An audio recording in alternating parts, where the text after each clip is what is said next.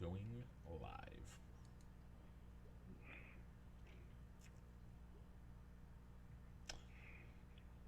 And we're live here on Facebook. I'd like to welcome those listening in podcast land, and also like to welcome my buddy Rich. Rich, how you doing today? I'm doing good, Mike. A good place to be back on a Saturday morning, Yeah, and temporarily. temporarily, yeah.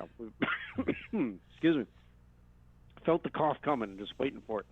Um, um, but yeah, a pretty good week overall, and it, but my the outside of my window is looking probably a lot better than yours. So Uh, well, since how we're underground, I think that window might be completely covered in, but I can see sun, so I can okay, see light. but So you got a lot of snow up there we up did. north We got this about year, we got about this six this to week. 8 inches of snow this week in one day. So it is. We haven't. I don't even think we've had that much total accumulation down in the Quad Cities at all this year. Well, the good news is when you come up in just under a month, we'll have plenty of snow for you guys to enjoy. Or not. We can stay inside Yeah, the whole I time. don't I know. don't care. But Yeah. no, it's gonna be fun. Anyway, so uh, let's. Some things to talk about this Yeah, week, Mike. we do As have some things. Yeah. we got some football to cover, as we got playoff picks to recap, and we got another round of the playoffs that we got to talk about, as well as Aaron Rodgers, Tom Brady, and Sean Payton kind of making the news this week. Yep. What else are we going to be looking at, Mike? Well, we're gonna hopefully give you, and it's a little late, but a mid-season check on the NBA and NHL, along with our quick hits. All that and more. But let's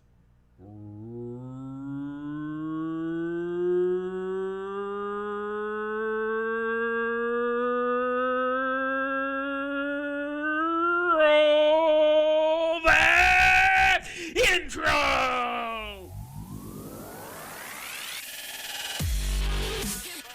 Broadcasting live from somewhere in Iowa.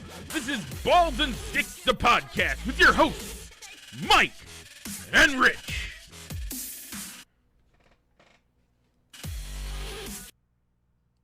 And we're back. Now, Rich, normally we would go into discussing our poll question, and we're going to get there. But you don't get to see, unless you watch it later on Facebook or on YouTube, you don't get the joy of seeing the intro slide as it's up. And I looked at it and I saw pictures of when we helped a friend of ours move into her new condo, and pictures of us sitting at the ESPN or Epson zone in Chicago. And I want to thank you for being there for the past, 15 years that we've been friends. The joy that it brings to just even looking at those pictures and having those memories of those awesome times with you. It's been awesome. We don't say it enough, and this is sappy time, and we don't normally do that. We're guys. We normally don't talk about that type stuff, but it really warmed my heart right then when I looked and I saw not only just how young we looked. I mean, you look at some of those pictures. Some of those are when you one of those pictures is a picture with you with your haircut because you just got off a duty weekend, and you're all of 23, and then there's pictures of us when I got married, and it just probably need to do an updated photo. Really, we probably should. A current photo. We probably should. It's one of those things where looking at it, just all the great memories we've had. A lot of them revolving around sports, but even beyond that, just being there for each other for weddings and for babies and all that stuff. It's been great. Because if anything, Mike, I mean these weekly conversations or a show, if you want to call about that, are just about as much about keeping the friendship alive between the two of us, since we live 6 hours away. Yeah, and don't get to hang out as much. Yep, it's just been great, and I appreciate it, man. So I just, Yeah. I as I was rolling the intro and I looked over at our screen and I noticed that it was there, and it was one of those things that made me realize that it's been a great ride so far, and here's to many more. So, but let's get into that poll question, Rich. What was this week's poll question? While you're bringing up the actual results, Mike, this week it was The House is a Rockin' and Shout. Man, and both of these from a great movie in the 80s as well. Yeah, I don't recall what the movie was for House is a Rockin'. What was the that? The Blues Brothers. It was in the Blues Brothers? I'm pretty sure the Blues Brothers did House is a Rockin'. I don't know if they did. Our friend that we helped move, if she's watching this, is yelling at her screen right now. That's if she's watching or listening. But anywho, yeah, I mean, I remember being Shout being from Animal House. And The House is a Rockin'. It wouldn't surprise me if it was in a movie, maybe as a background, or the type of song that would move, maybe transition from one scene to another within a movie, but not a prominent song within it, though. So maybe it wasn't Blues Brothers. Maybe it was...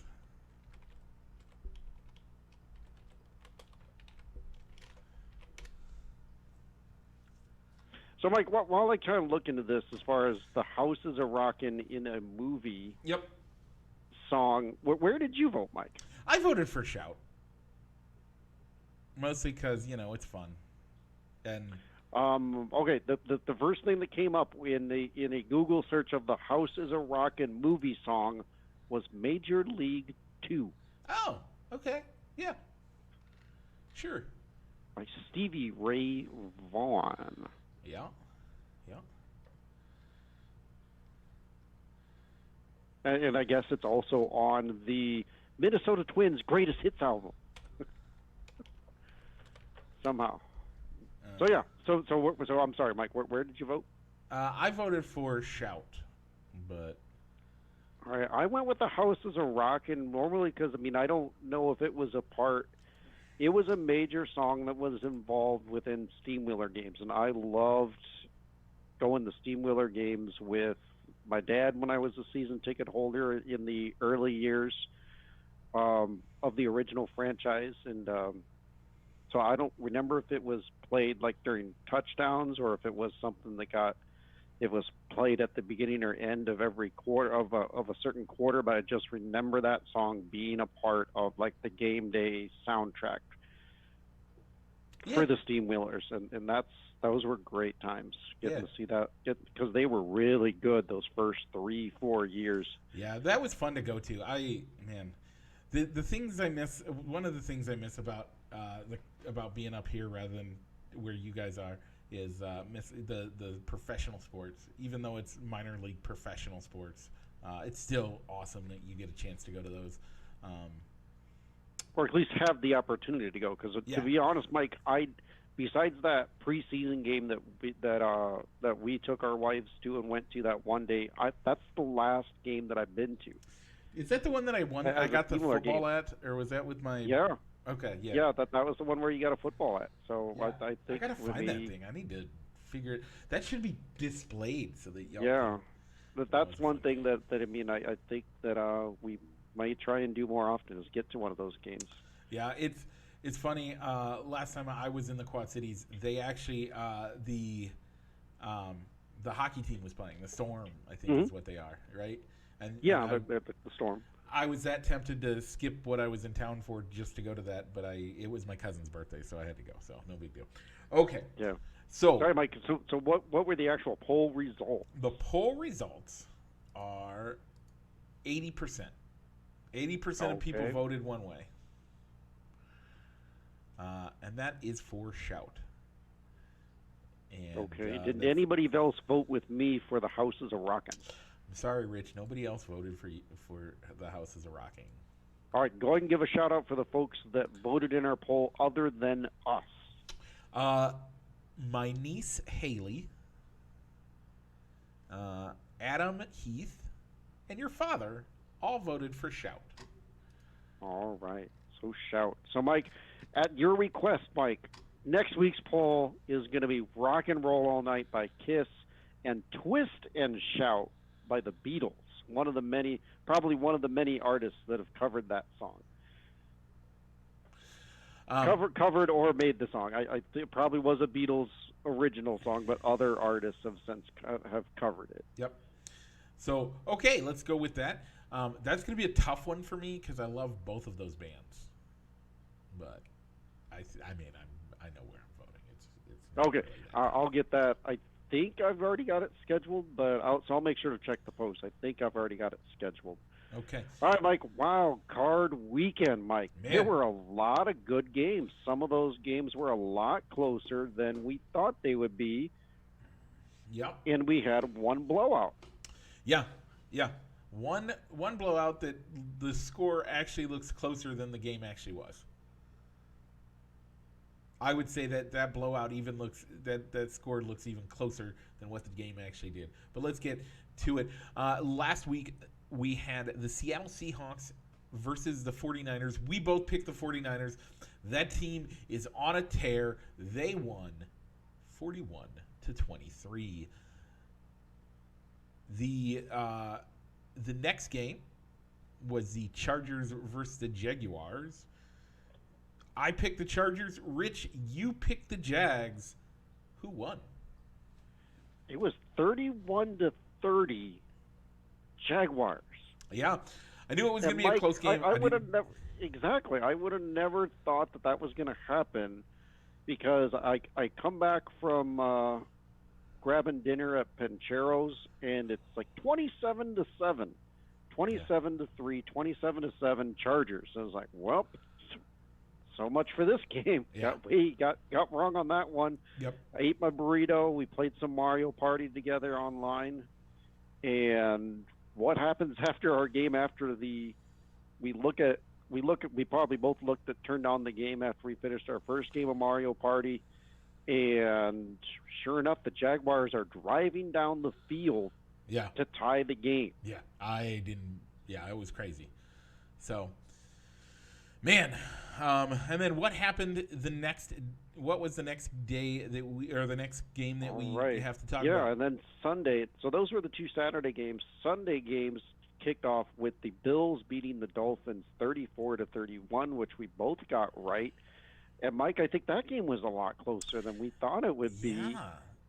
And I think a lot of that had to do, I didn't get to watch this game, but I think just a lot of that had to have done with Josh Allen turnovers and the Dolphins capitalizing on it. That's something to watch for in their game against the Bengals. Yeah, Josh Allen, and it's been being said all year, we haven't really covered him or the Bills all that much, but Josh Allen has had issues all year with turnovers. He lets teams get back in games by turnovers, and you always say you can't do that in playoffs, otherwise it's going to bite you in the butt. He made last week work. Is he going to be able to do that this week? We'll see, because it's probably going to be there. That should be a really good game. It's going to be a good game. Bengals, Bills. So, but we'll get to that next week. Yep.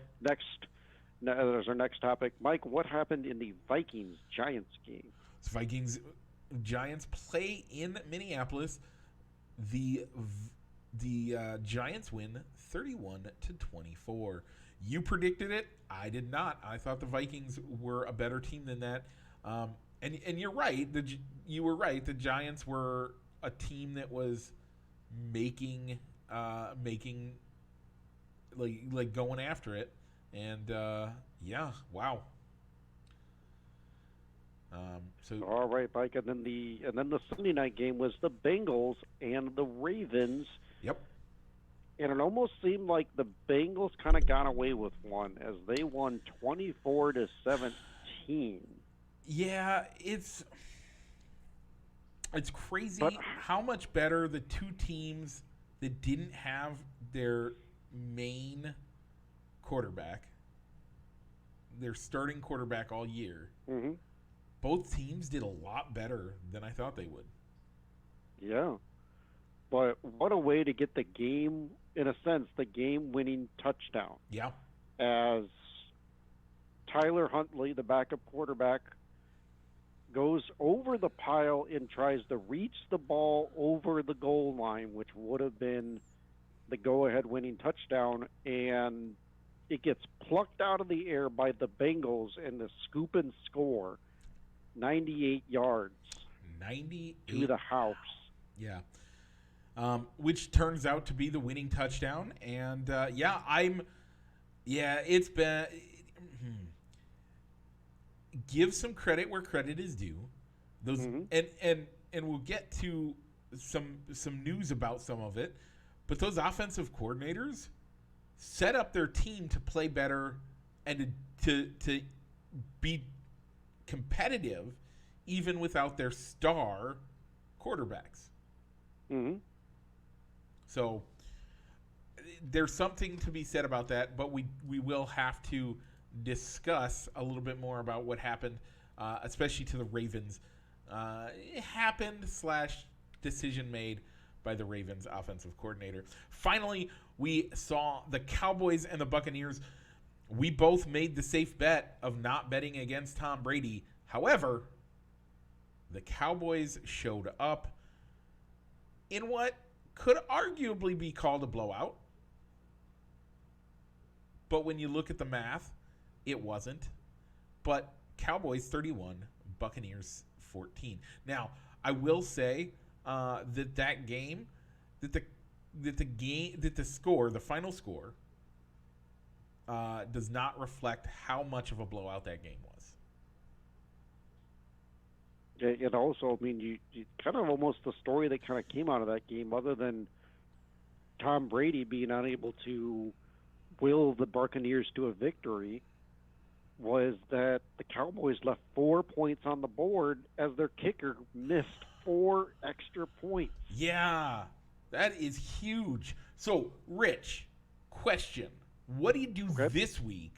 Because we're going to go right into the divisional round, and we'll get there. But if you're the Cowboys, do you go for the extra point right away on the first one? I think you gotta give your field goal kicker a chance to maybe get some confidence and not go away from it. Because I mean, I don't know if it's worth a roster spot to give 2 kickers, to have 2 kickers on the active roster.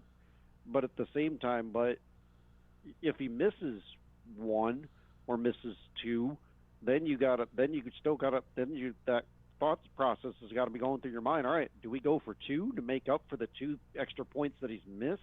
Yeah. Or do we not have any confidence that he can essentially make, what is it, a 25 or a 30-yard field goal for an extra point? Yeah. It's one of those things where it's a hard thing to say. Honestly, I think you're hoping that you get into a good field goal position, let him kick that field goal, get the first kick to score points out of the way right away. Get that done. Then, hopefully, that gets back into his mind. I know what I'm doing. Get those mechanics right, and let him kick those field goal or those extra points. Yeah. But they're also going against one of the best defenses in the league, in the 49ers. So are they going to have many opportunities? And are they going to have opportunity? Are they going to be willing to give up the points when those opportunities arise? Yeah, if they have to kick field goals instead of they don't get a chance to score and they have to rely on him. Yeah. I mean, maybe I'm wrong because I don't run an NFL franchise, far from it. But I don't see how changing kickers mid-course is as big of a deal as saying that, you know what, having to change more of a skill position that's in the game more often. The guys coming in to be the kickoff, to just do the kickoff and do field goals. Yeah. So I don't see what the big deal would have been if he would have said, we're going to dress an extra kicker. So if you can't dress an extra kicker. You can't take away that extra roster spot. You just can't do it. Either he's going to be your kicker for the week, or you have someone else being your kicker for the week. You cannot dress a second kicker. It makes no sense whatsoever. I think some teams have because they have one guy that handles the kickoffs and then another guy that handles the field goals and extra points. I don't think that's a good I idea. Think that I've seen it. I've seen it, and I agree. I've seen it, but I don't like that as a game plan. That doesn't work.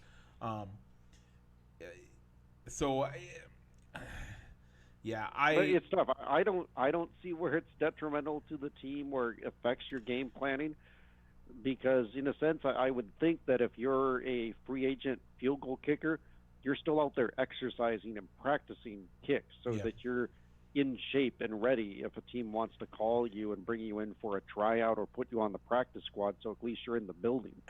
Here's my question. Why do we baby these guys? There are two people in the world that we act like these guys are, you can't get in their head. Two. And you know both of them. One is a field goal kicker. The other, pitchers. If a pitcher's having a perfect game or a no-hitter, he's the most lonely man in that dugout. Nobody talks to him. A field goal kicker misses one or two kicks, he's the most lonely man in the stadium because nobody's talking to him. Why is it wrong to go up and be like, to hype somebody up? Why do we treat these guys with kid gloves and blah, blah, blah? Why is freezing out a kicker that big of a deal? Like, even the concept of taking those timeouts and freezing out a kicker, it's such a big deal. Don't you think it would be harder? Like, here's a novel concept.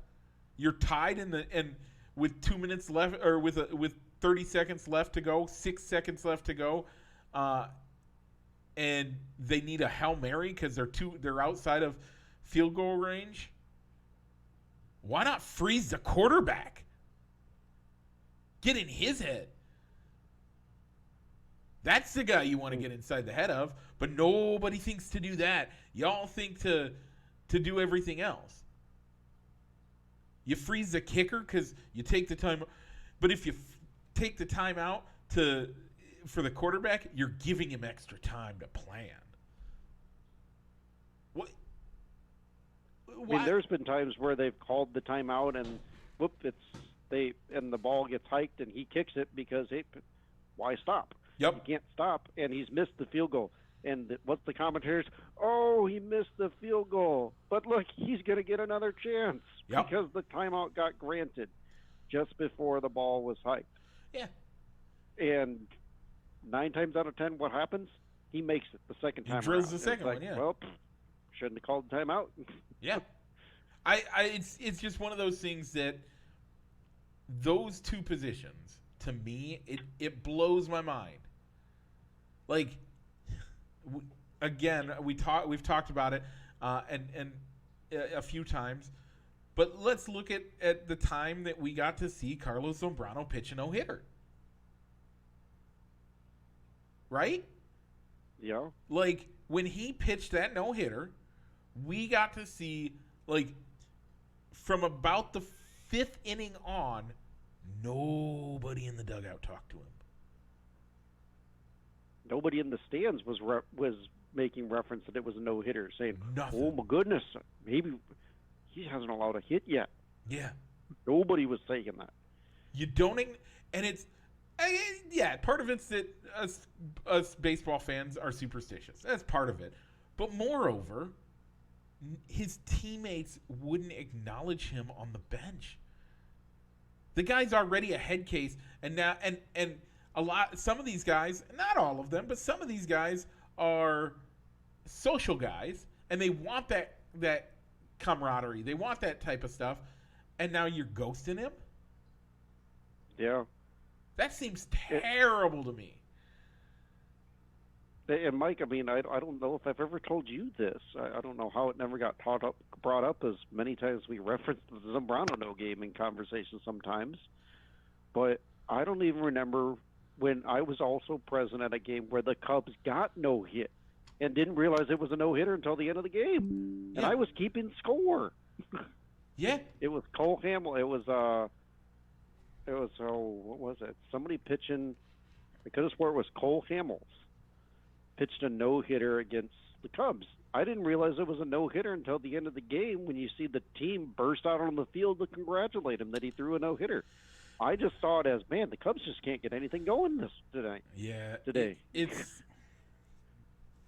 yeah. And didn't realize it was a no hitter until the guy that me and my grandpa were going in the game with, Bob Ibeck, say, well, would have loved to have seen the Cubs win, but at least we got the reference history as a no hitter happened. Yeah. Is it still history now that they're happening so often? Anyway, that's a conversation for the baseball season. Yeah.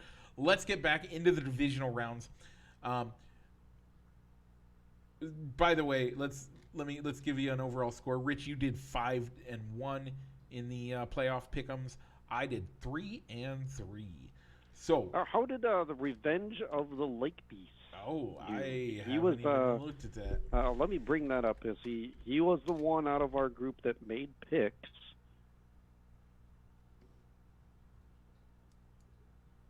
Let me see what he did. So thanks for playing along.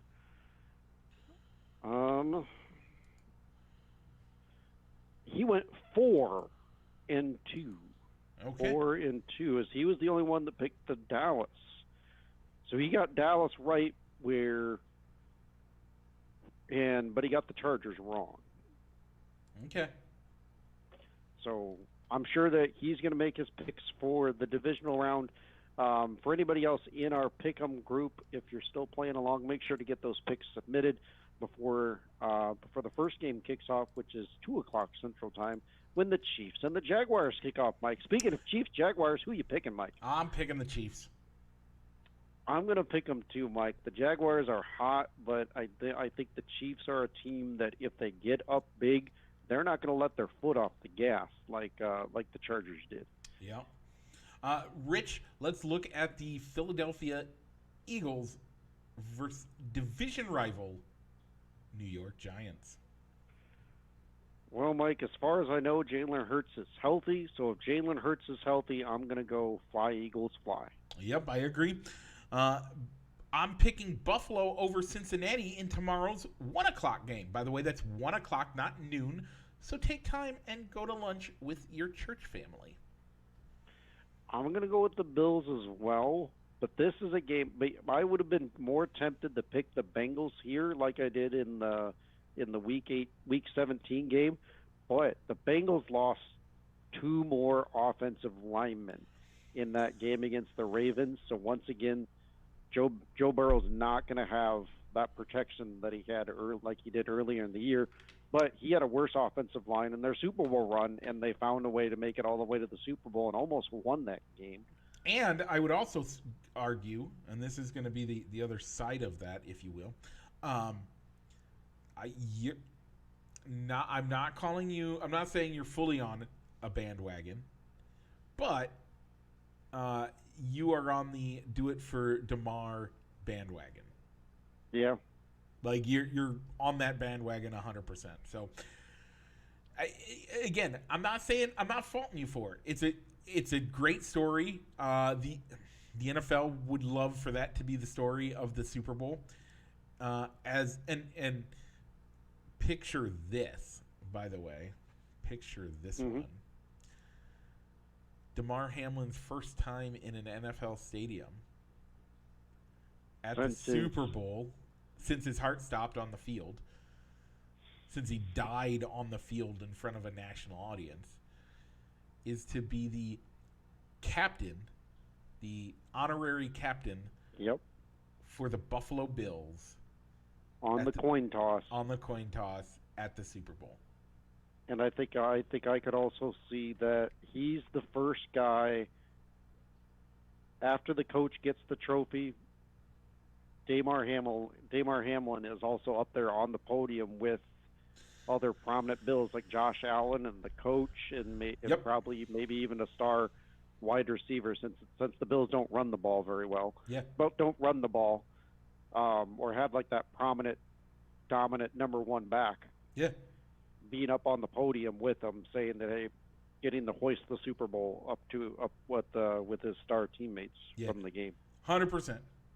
But I mean, I wouldn't be surprised if the Bengals won this game, because it seems like once it gets to playoff time, at least if last year's any evidence with Joe Burrow under center and in the playoffs, the Bengals find a way to win the game.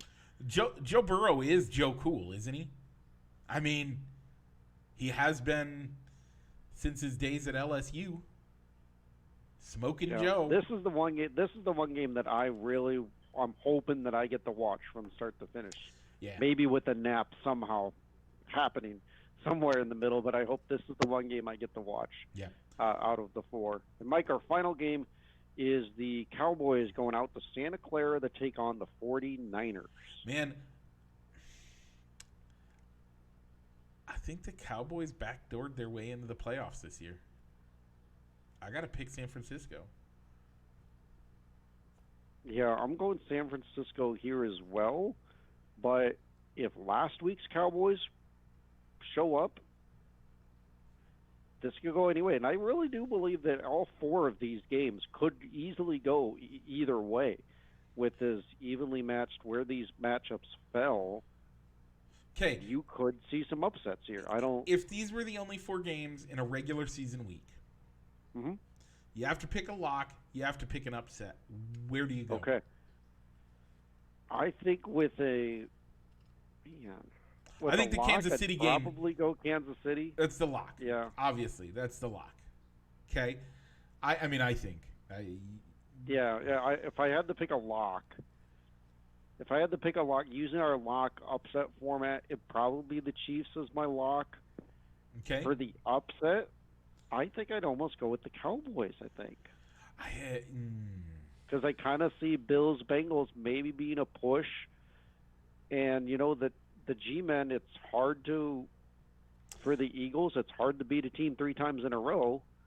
And the Giants are kind of coming in hot. And if Jalen Hurts goes down, gets injured, or has to leave the game for a stretch, that could allow the G-Men to get back in the game and maybe even pull off an upset. Yeah, I would honestly. I would probably go with Cincinnati on that as my upset. So, either way, a great week of football ahead. That starts today at 3:30. Is that 3:30 Central or 3:30 Eastern? Let me check to make sure. 3:30 Central. Wait, is that game tomorrow night or tomorrow afternoon? Not till 2:00 Central? Yes. It's wow. 2:00. Maybe 2:00, 1:00.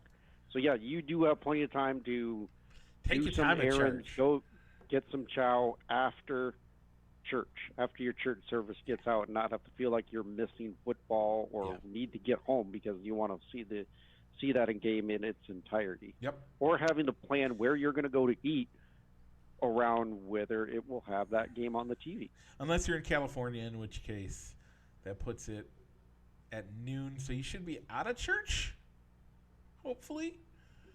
You might be. If you're in the West Coast, so.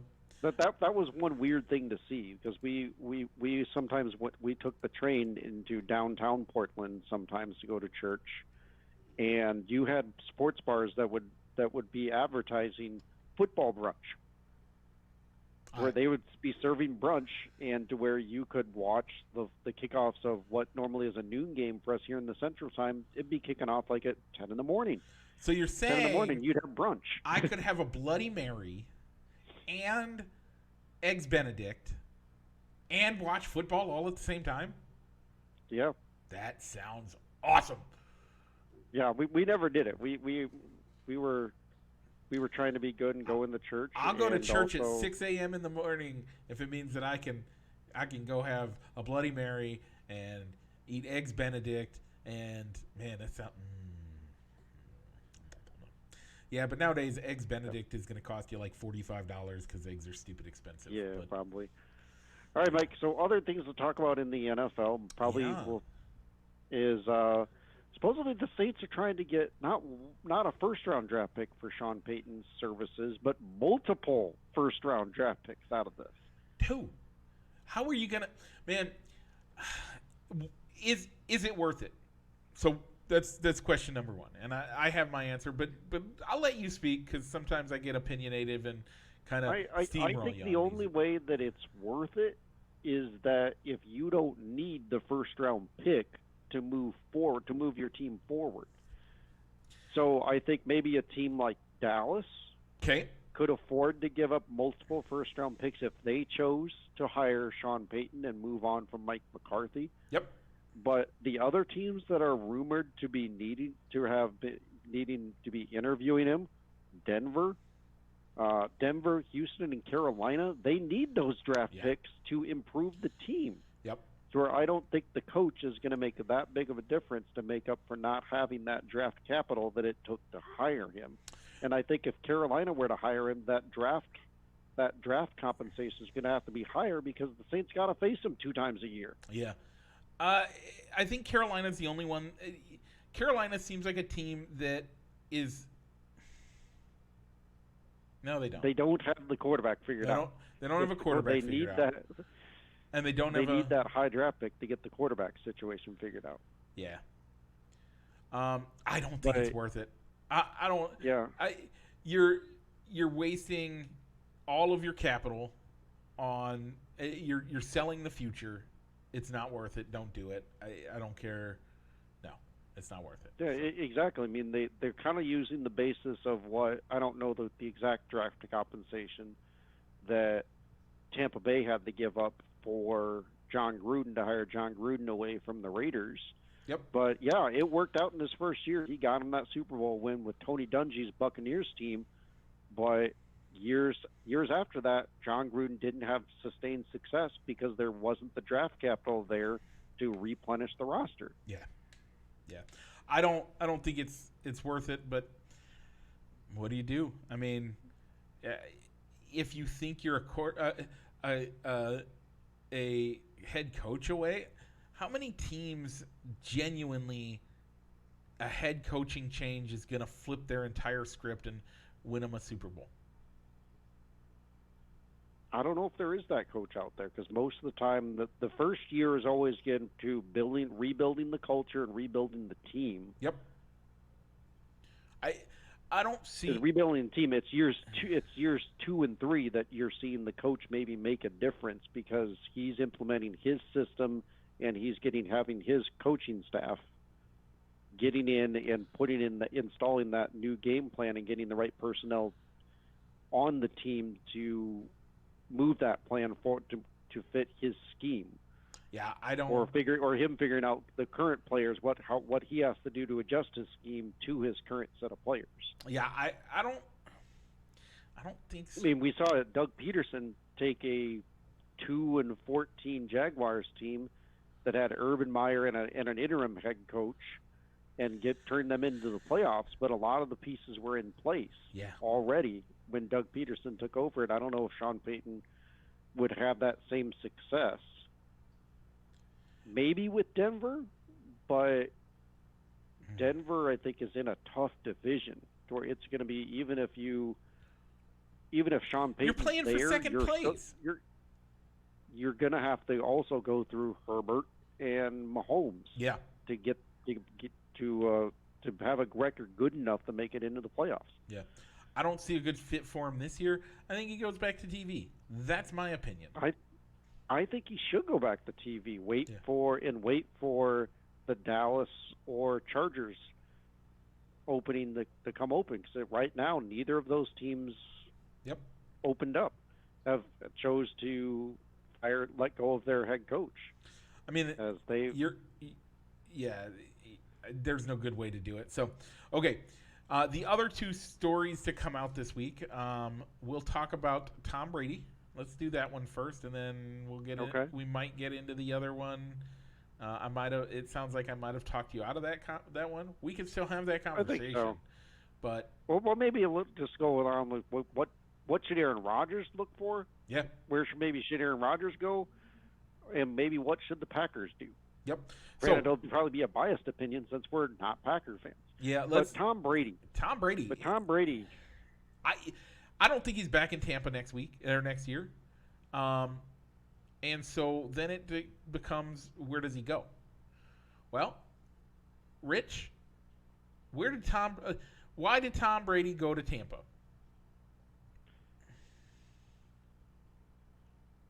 I think maybe his family had something to do with it, and wanting to have fun and playing a Bruce Arians offense.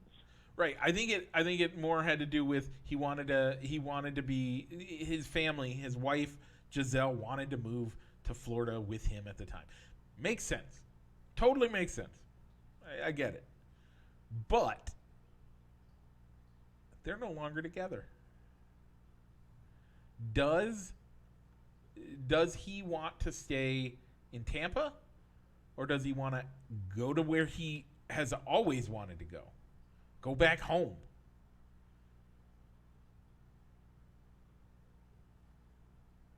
Does he want to build somewhere else, or does he want to take a team on that already has the pieces in place? Honestly, I think San Francisco makes the most sense for him. And it makes sense for San Francisco. How does it make sense for San Francisco, Mike?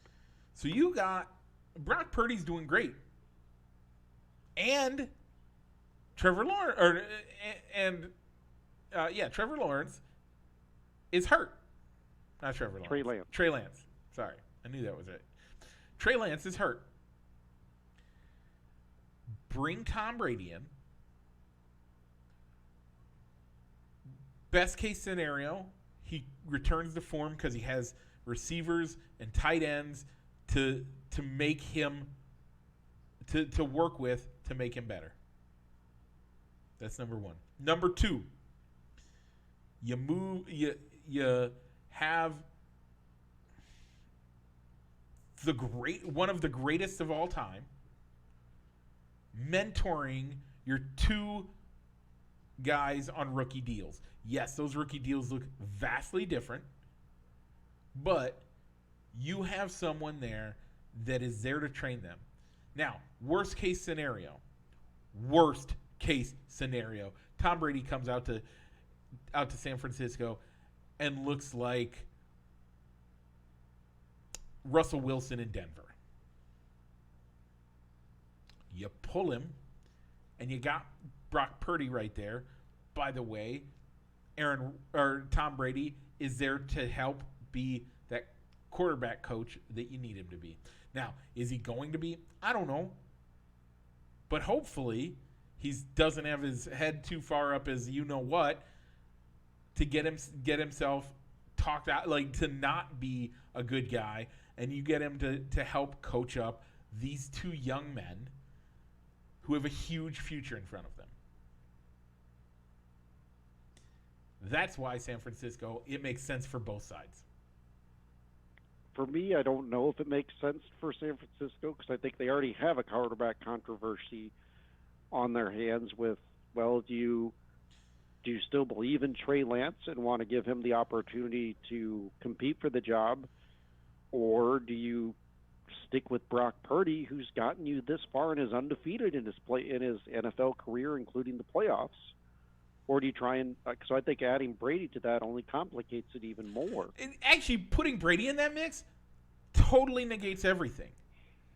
As soon as you bring Brady on board, where's the controversy? I just think with the money that you'd have to pay Brady to get him on your team, is going to. But who's going to affect any future commitments that you can make to other players? As soon as you bring him on board, you're not going to give him a long-term contract. You're going to give him $55 million next year. That's it. You got a 1-year contract, $55 million. I don't think he'd do a 1-year contract. I could see a 2-year. Why not? I don't think he. I don't know if he wants a 1-year contract. It gives him the ability to go, if he plays great, it gives him the ability to make more money the next year. 1, 2, it gives him the flexibility to do what he wants and not have to, quote unquote, buy out his contract if he chooses to retire after 1 year. You give him a 1-year contract, $55 million. Heck, I'll even give him $60 million. 1 year, $60 million. Turn that down, Tom. All right. For me, I think he actually is going to go back to Tampa. Ooh. There's already. I mean, a lot of the reasons why they weren't successful this year is because they didn't have a run game. With Leonard Fournette age finally catching up to Leonard Fournette and the rookie running back that they drafted not fully grasping the system, you can get a running back fairly easy to plug in, and a running back I think is fairly easy to plug and play into your system. Okay. So that's an easy replacement. Their offensive line was banged up this year. Those guys are healthy and under contract, so those guys are back. And they've shown that there's a willingness that they'll bend over backwards to kick the can down the road and worry about the future afterwards to get the players around Brady. So I think that he returns to Tampa, and I'm sure with them firing the offensive coordinator, he'd have a say in maybe controlling who that offensive coordinator is, who gets hired to build the offense around the players that are already in place. Yep. Okay. There's that familiarity for me. I don't think your arguments are bad. It's a winnable division. It is right now. They won the division this year. Okay. Let's go to Aaron Rodgers. We got to make this one quick as we are at 46 minutes. Aaron Rodgers should and needs to stay in Green Bay, and Green Bay needs to keep him. Period. Yeah. I think, if anything, Green Bay just needs to decide what to do and not let Tom Brady control the situation to where give him a deadline to say, all right, do you want us to trade you? Are you going to retire, or are you fully back, so we know how to plan our off season, how to plan our draft, or how to plan free agency? Yeah. I think Aaron needs to figure out what he's doing and needs to get that in place. I think that Green Bay's. I think the best thing for both sides is that he comes back and is fully ready to go. By the way, he also has a contract that says he has to. Yeah, and if anything, Mike, I think if he comes back, whether it's he's announcing it a week before the draft, saying, all right, I'm coming back. Yep. Then they need to explore trading Jordan Love. Get something out of that rookie contract. Are they going to get a first-round pick back for him? Probably not. But take what you can, and if you feel there's a quarterback in this draft that could be Aaron Rodgers' heir apparent, at least you're resetting the clock on that rookie contract. Do you have to have that conversation for 2 years? Do you have to have that conversation with Aaron Rodgers and be like, "Hey, man, we need to get your back up. We need to blah blah blah." Do you have that conversation, or do you just? They haven't up until now. So why do it now? I think you owe it to him. I think that's, if a situation like Jordan Love happens again, where a quarterback prospect which is fallen in the draft like Jordan Love did, pull the trigger and just get it, and just say, well, you're a starting quarterback for the next 2 years per your contract. Yeah. Deal with it. I think next year's quarterback class looks a little bit better. I'm not saying they got to do it this year, but so I think you do it next year when Aaron is on is coming into the last year of his contract. You get it ready to go, and you just say, "Hey, he's going to sit under you. He's not doing anything this year," and you just make it clear. So, okay, let's get to the conversation around the Cubs convention that was this week. Yeah, this past week we had opportunity. We could have watched some of the panels and activities of the Cubs convention through Marquee Network. Yep. I chose not to. I was watching football instead. But they announced the Cubs Hall of Fame inductees will be Mark Grace and Sean Dunston. Makes sense. Those guys both deserve to be in the Cubs Hall of Fame. They also announced that Ryan Sandberg is getting a statue at Wrigley Field. They didn't announce when, but he is going to be the next person joining the row of statues in Gallagher Way. I think that's a good well call. Deserved. Yeah, well deserved. But what came out of that is that some fans shouted in the Ricketts panel interview that they had of, "When's Sammy getting one?" And his only response was, "He's not eligible yet." Okay. What has Sammy got to do to get back? The fans want him back in the organization. The fans appreciated and loved him what he did. The ending of him walking out on the team mid game during the losing season, and then he wasn't back the next year because he signed with Baltimore. Yep. And the team supposedly smashing his boom box that he had full control of to be the soundtrack of the post game. But is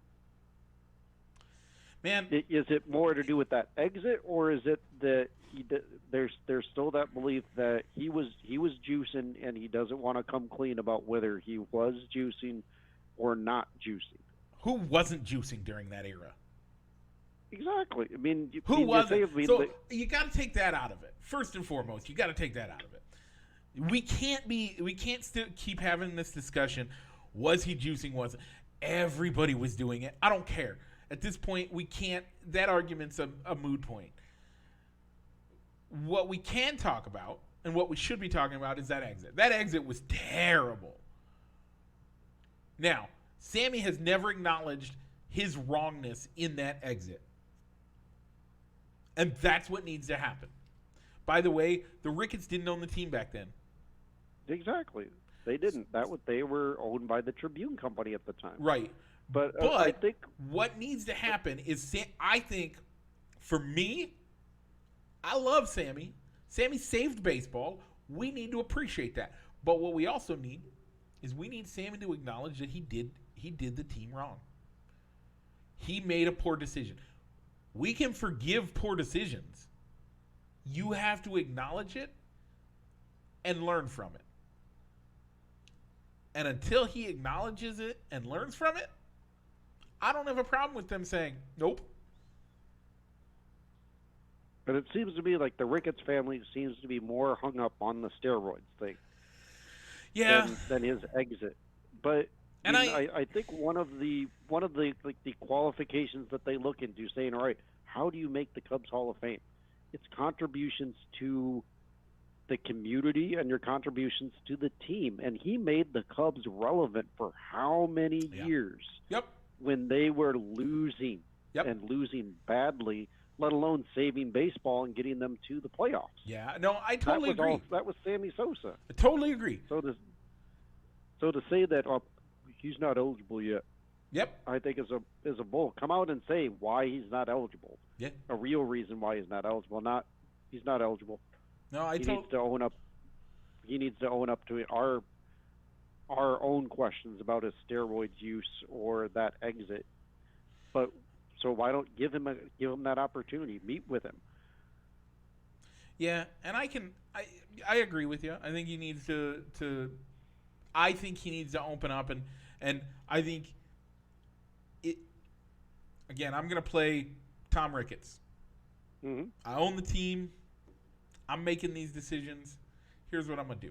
I'm gonna call Sammy. I'm gonna say, Sammy, I want to make you put a statue in Gallagher Way for you. I want to put you in our Cubs Hall of Fame. I want to celebrate what you did, not only for us as an organization, not only for us as fans of the Cubs, but what you did for baseball.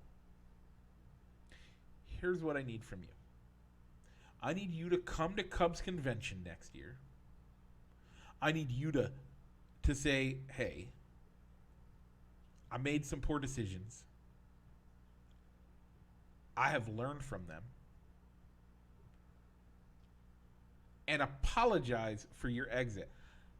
I'm not even going to say you have to admit to any use of performance-enhancing drugs.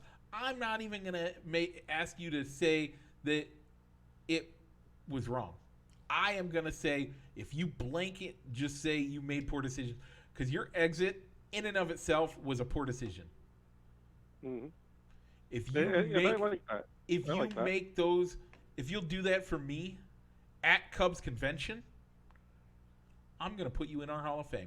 I'm going to put a statue of you side hopping down the first base line when you hit number 63 before Big Mac did it, because you broke the record first, we're gonna memorialize that with a statue outside of Gallagher Way of you sidestepping with your hands in the air. That's how we're gonna remember you.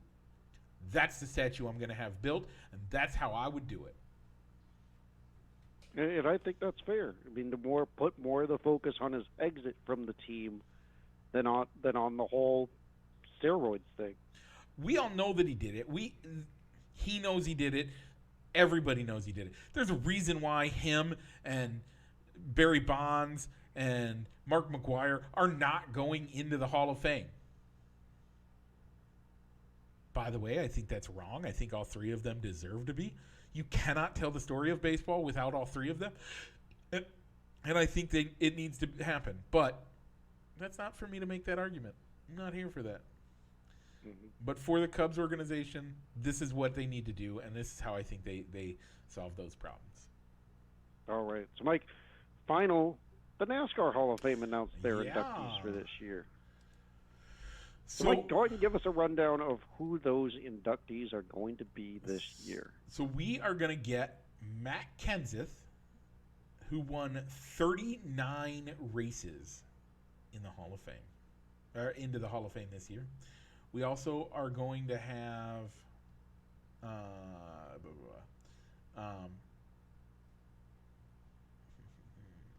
where is it? I have the article right here,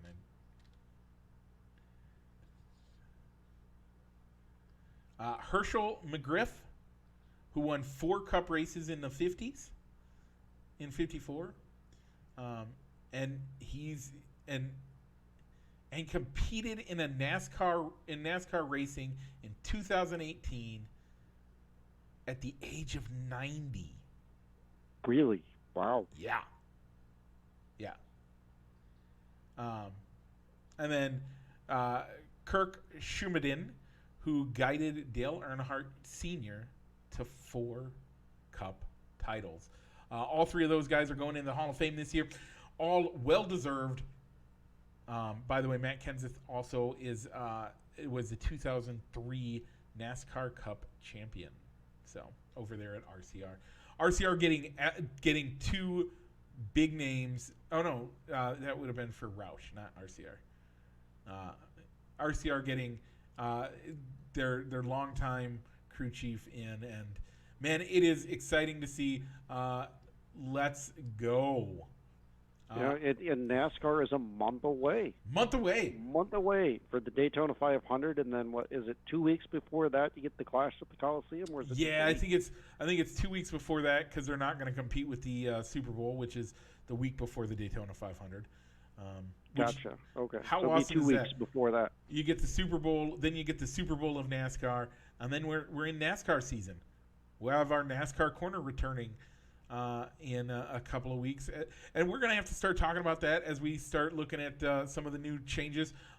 Hopefully, and I haven't looked. Have you looked, Rich, to see if they've opened up the fantasy yet to kind of get in sign-ups going? No, you know NASCAR's app kind of does it backwards, to where like they really don't open up the leagues to let you start editing your lineups and getting people to sign up to join your groups until about a week out. It's really weird. Yep. I think if you'd want to push fantasy NASCAR as hard as they do, like before broadcasts, even during the broadcasts of I hope you got your picks made and going into the garages, because even the broadcasters talk about, I think I'm going to have to move so and so out of my garage. Yep. I mean, why would you wait until a week before the first race to open those things up so people can sign up and then create or join groups? Yeah, it doesn't make any sense to me. Totally doesn't, but we'll see what happens. But it is what it is. So, Mike, it looks like we're going to be kicking the NBA and the NHL kicking that can down the road another week. Yep. So hopefully maybe we'll have to change the order of the show and make sure to put them at the top of the show for next week. Well, but technically, from a mid-season point of view, I don't think either have had their All-Star game yet. No. But I think we're getting close. And the other side of it is that neither team, like either way, it's not Next week we're going to have 2 less games to talk about, and hopefully a little bit less controversy in the NFL to talk about, as we shouldn't have where, who, and so is going to go and why. So, Rich, people are watching us on Facebook, but you know what? They really want to take us around and listen to us while they drive 5 hours from the Quad Cities to St. Louis. How should they do that? You know what, Mike? You can look us up wherever you download your other podcasts that you listen to. Just search Balls and Sticks, the podcast, and just look for a picture of us swinging an imaginary bat in tuxedos. Yep.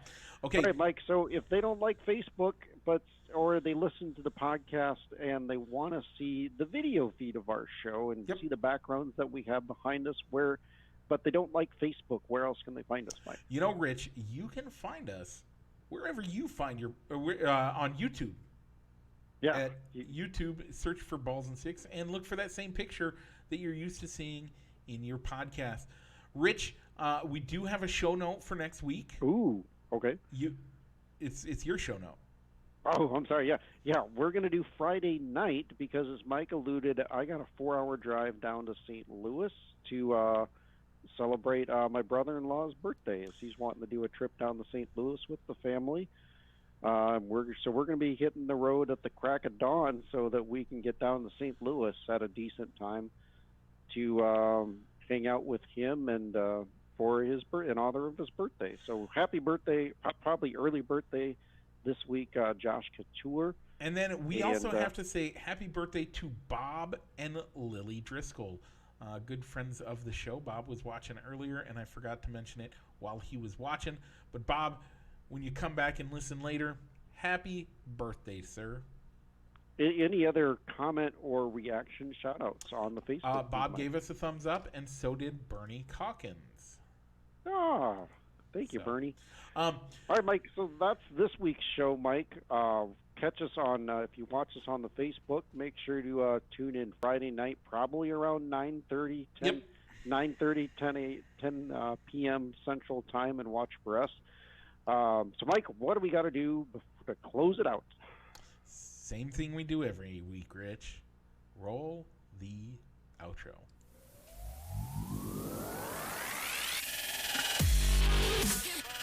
Broadcasting live from somewhere in Iowa, this is Balls and Sticks, the podcast, with your hosts, Mike and Rich.